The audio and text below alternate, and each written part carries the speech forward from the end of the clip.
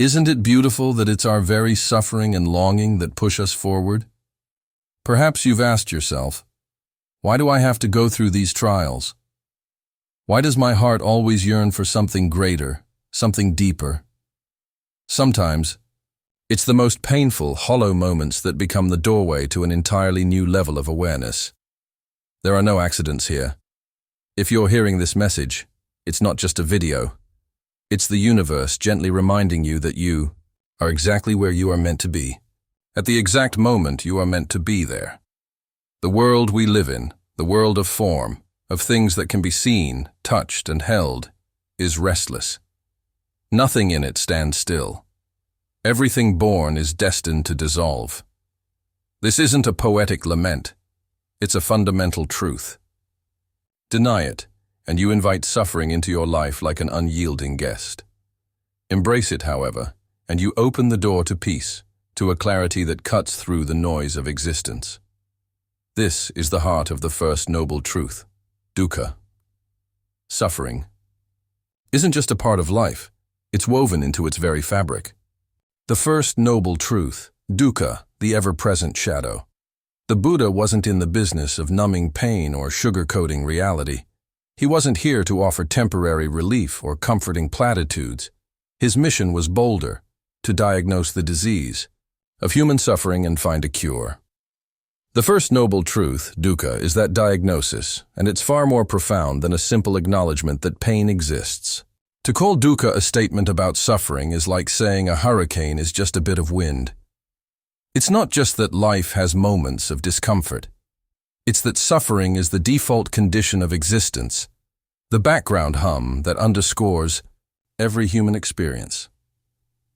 The ancient Pali word dukkha comes from a vivid metaphor, a chariot wheel that's misaligned, its axle grinding and wobbling. Da means bad, ka means wheel.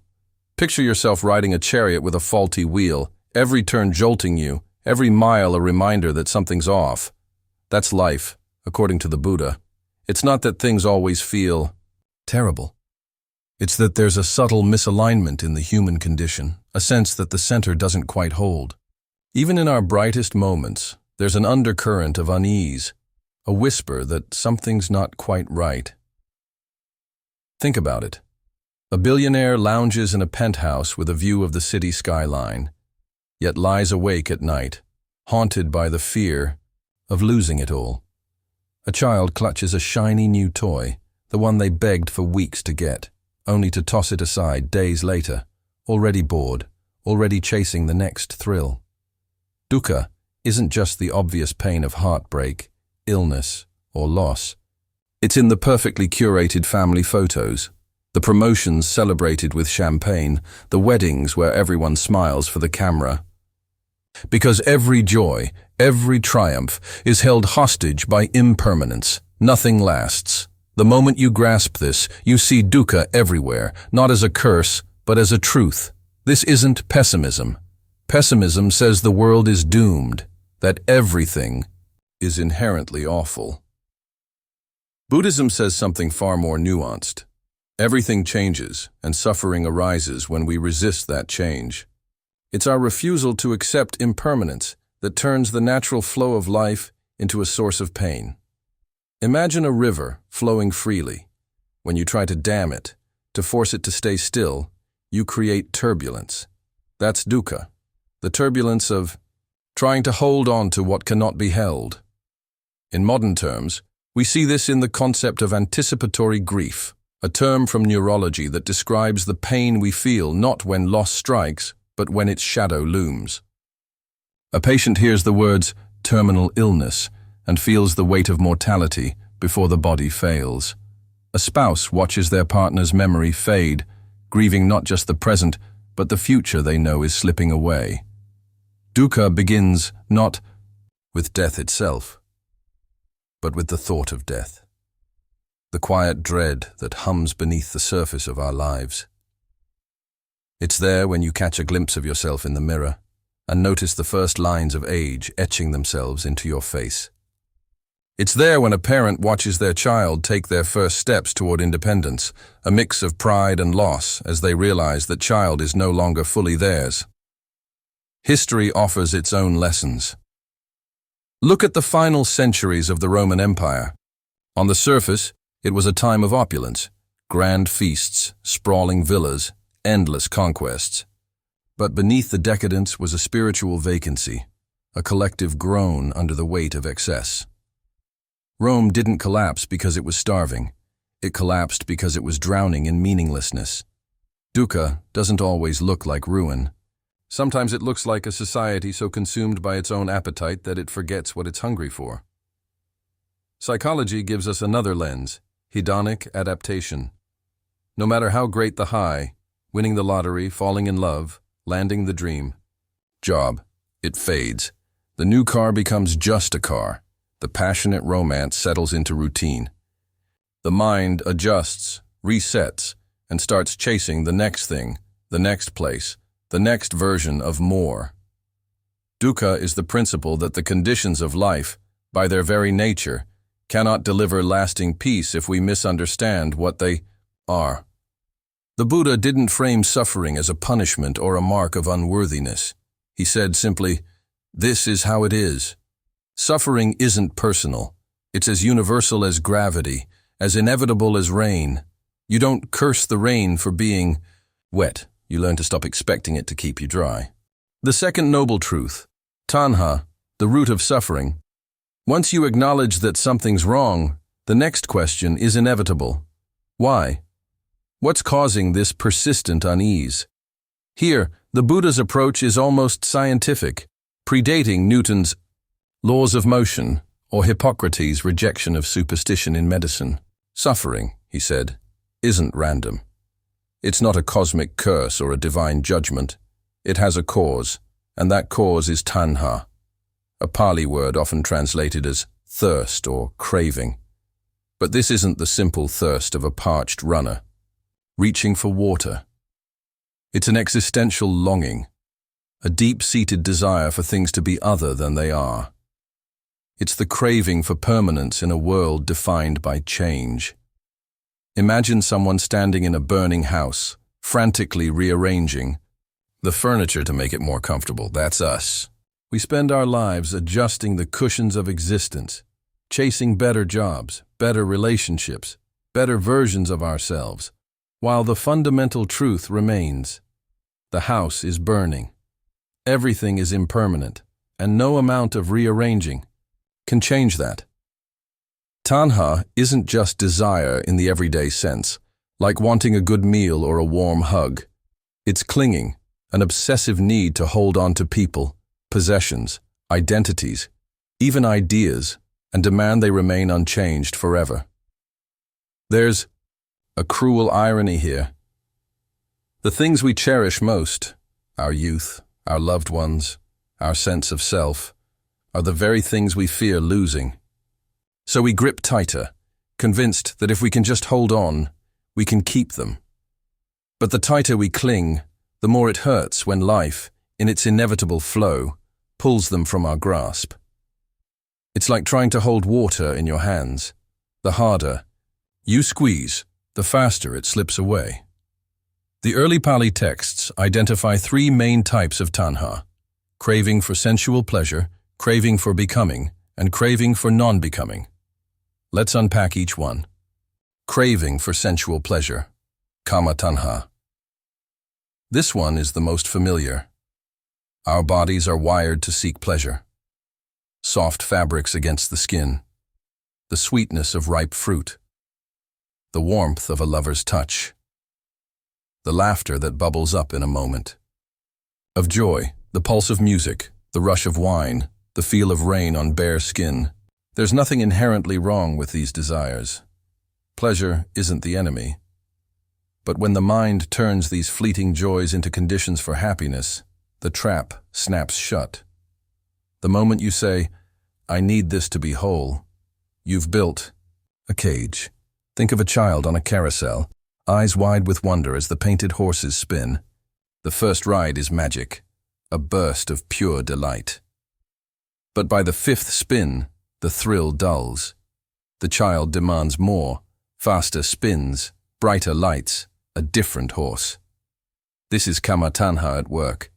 It promises infinite satisfaction, but delivers only a fleeting high, followed by the ache of withdrawal. We chase sensory pleasures, new gadgets, exotic vacations, perfect meals, thinking they'll fill the void. But they never do, because the void isn't in the world. It's in our misunderstanding of it. Craving for becoming, bhavatanha. This craving goes deeper. It's the thirst to be someone, to solidify an identity, to carve out a permanent place in the world. It starts early, with the question every child hears. What do you want to be? When you grow up? Doctor, astronaut, artist? The answers change, but the pursuit doesn't. Even in our 60s, we're still chasing a better version of ourselves, smarter, fitter, kinder, more accomplished. It's the belief that if we can just get one more thing right, a promotion, a relationship, a moment of enlightenment, we'll finally arrive. But here's the catch. The self isn't a fixed thing. We're not nouns, static and unchanging. We're verbs, always in motion, always evolving. The moment we try to pin ourselves down, to define who we are, life shifts the rules.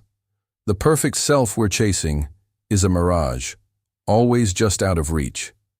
This craving for becoming is an addiction to identity, a refusal to accept that we too are impermanent. We want to be someone solid in a world that's anything but. Craving for non-becoming, vibhava tanha. This is the subtlest and most paradoxical craving, the desire to not exist. It manifests as a wish to escape consciousness, to numb the discomfort of being. In modern life, we see it in the endless scroll, through social media, the extra glass of wine, the obsession with work that drowns out thought, the apathy that settles like dust. In its darkest form, it's the impulse towards self-destruction, the wish to end the self, to end the pain. Even spiritual seekers can fall into this trap, chasing nirvana as an escape hatch, a way to vanish from the messiness of existence. But awakening isn't about disappearing. It's about waking up to reality as it is, not fleeing from it. The craving for non-becoming is a rejection of life's complexity, a refusal to engage with its beauty and its pain. If the first noble truth is the diagnosis, that suffering is an inherent part of the human condition, then the second noble truth is the autopsy, revealing the root cause. Tanha. It's our clinging to impermanent things, our refusal to accept the flow of life, that keeps us trapped in suffering. But here's where the Buddha's teaching pivots from diagnosis to hope. The third noble truth. Nirodha, the end of suffering. The third noble truth is a beacon of possibility. Suffering can end. This is what sets Buddhism apart from nihilism or cosmic pessimism. It's not just about identifying the problem, it's about offering a path to liberation. Nirodha means the cessation of suffering, the extinguishing of the flames of craving and clinging. It doesn't mean you stop feeling. It means you stop being burned by what you feel. Imagine watching your thoughts drift across your mind like clouds across a vast sky. They come, they go, and you never once mistake them for who you are. Imagine loving someone deeply without needing to possess them, grieving a loss without breaking under its weight, facing death without fear. This is Nirodha, not an escape from life, but a profound alignment with it. It's the peace that comes from seeing reality so clearly that you stop fighting its nature. This cessation has a name, Nibbana in Pali, or Nirvana in Sanskrit, meaning blowing out, like snuffing out a candle. But it's not you that's extinguished. It's the fire of delusion, the illusion of a permanent self, the endless cycle of craving. Nirvana isn't a Buddhist version of heaven, a paradise of eternal bliss. It's something far more radical.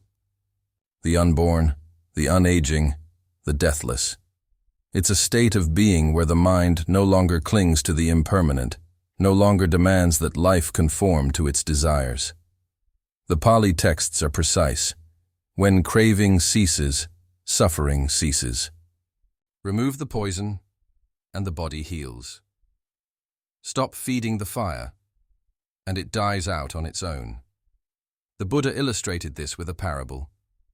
A man is struck by a poisoned arrow, but refuses to let it be removed until he knows who shot it, what caste they belonged to, what wood the bow was made from, and what feathers adorned the shaft. While he demands answers, the poison spreads. This is what we do with suffering, obsess over its details instead of addressing its root.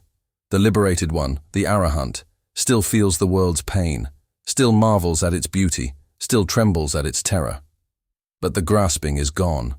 Experience becomes fluid, no longer sticky with attachment. Grief flows without resistance. Joy sparkles without the need to cling. Fear arises without spiraling into panic. This isn't a distant dream reserved for monks in Himalayan caves. You've tasted it already. In the quiet moment after a deep breath, when your mind falls still, in the awe of standing before a mountain, when the self dissolves into wonder, in the peace of letting go of something you once held dear. These are glimpses of Nirodha, proof that this peace isn't a fluke. It can be cultivated. The poet Rainer Maria Rilke captured this in his words. Let everything happen to you, beauty and terror. Just keep going. No feeling is final. This is Nirodha in poetic form. You don't need to reject the world or its experiences. You just need to stop clutching at them. Beauty and terror, joy and pain. They come, they go. Let them. In the Tao Te Ching, the sage is likened to an uncarved block, simple, whole, unmarred by unnecessary embellishments. This is the mind of Nirodha, clear, open, at rest in the flow of existence. The fourth noble truth, the path to liberation. The fourth noble truth is the roadmap, the prescription for healing. It's called the Noble Eightfold Path, a practical guide to living in alignment with reality, to moving from suffering to liberation. It's not a set of rules carved in stone or a checklist to complete. It's a way of being, a practice that transforms how you think, speak, act, and perceive the world. The Eightfold Path is divided into 3 categories: wisdom, ethical conduct, and mental discipline. Under wisdom, we find right view, understanding reality as it is, seeing the truth of impermanence and the causes of suffering. Right intention follows, aligning your mind with compassion, non-attachment, and goodwill. Ethical conduct includes right speech, speaking truthfully and kindly, right action, acting in ways that harm no one, and right livelihood, earning a living without causing suffering. Mental discipline encompasses right effort, cultivating wholesome states of mind, right mindfulness, staying present and aware, and right concentration, developing deep focus through meditation. This path isn't about perfection, it's about progress. It's about training the mind to see clearly, to act with intention, to let go of the habits that fuel tanha. It's a practice you can start right now, in this moment, wherever you are. You don't need a monastery or a guru. You need only the willingness to look at your life honestly and the courage to change what doesn't serve you. We'll dive deeper into the Eightfold Path in a future exploration, unpacking each step and how it applies to modern life. For now, know this. The path exists, and it works. It's been walked by countless seekers over millennia, from ancient monks to modern mindfulness practitioners. It's not a promise of a perfect life. It's a promise of a freer one. In a world obsessed with quick fixes and instant gratification, the Four Noble Truths are a radical departure. They ask you to slow down, to look deeper, to question the assumptions that drive your life. They challenge the cultural narrative that happiness lies in accumulating more stuff, more status, more experiences. They invite you to see that true peace comes not from getting what you want, but from understanding what you're chasing and why. Look around. Our society mirrors Rome in its final days, drowning in excess, yet starving for meaning. We're bombarded with distractions. From endless notifications to curated images of lives that seem better than ours. But the unease persists. The new phone becomes old. The dream job becomes routine. The perfect relationship reveals its imperfections. This is dukkha, and no amount of scrolling or shopping can silence it. The Buddha's teachings are as relevant today as they were 2,500 years ago. They offer a way out, not by escaping life, but by engaging with it fully, without illusion. They teach us to stop rearranging the furniture in a burning house and start walking toward the door.